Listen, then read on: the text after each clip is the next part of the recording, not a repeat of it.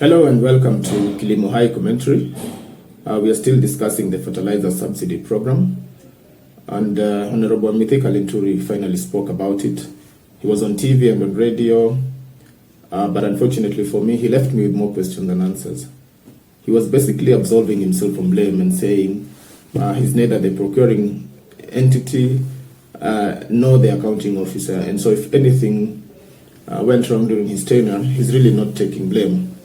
He, however, agreed that the fertilizer that was supplied to the farmers was substandard. It was not of the quality parameter that they had ordered. However, he clarifies that it was not fake and urges that we need to understand the difference between substandard fertilizer and fake fertilizer. Clearly, if we focus on the politics of it, I thought we are not going to make any headway. So I decided to speak to a couple of farmers just to get their perspective on this whole issue.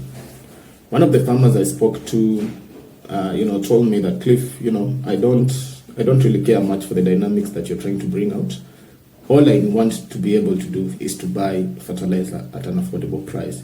And so if it is the subsidy program that is going to make the fertilizer affordable, then hallelujah, let it continue for as long as the government can sustain it. I spoke to another farmer who grows sugarcane, maize, beans, and a variety of other crops in Migori County. He was registered for the program in 2013, and since then he's been able to get his allocated quota of subsidized fertilizer. He says the fertilizer is good quality, and he actually prefers, to use this fertilizer from the government. So previously, farmers were allowed to select an agro dealer close to them, and then once they received the SMS on their phone or the e-voucher, they would go with that voucher to the agro dealer, pay for the allocated quota of fertilizer, and collect. So ideally, the government would dispatch fertilizer to NCPB stores. NCPB would then distribute to the select agro dealers, and then these agro dealers would then provide last mile distribution to the farmers. However, the problem he sees with this approach is that there are two levels of accountability, and therefore two levels of mischief, if any. Whenever there's a problem, he would be sent back and forth between the agro dealer and NCPB. NCPB saying they have dispatched the fertilizer to the select agro dealer, whereas the agro dealer claiming that they have not received any fertilizer from NCPB. So he would rather just collect from NCPB so that when there's a problem, he's dealing with only one entity.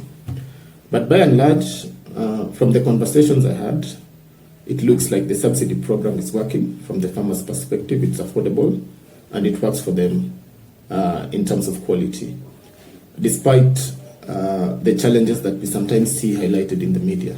And it looks like these challenges are occasioned by individuals along the distribution chain who are trying to corrupt the system and benefit from the subsidy program for personal gain, ideally selling subsidized fertilizer, hoarding and selling subsidized fertilizer at market prices.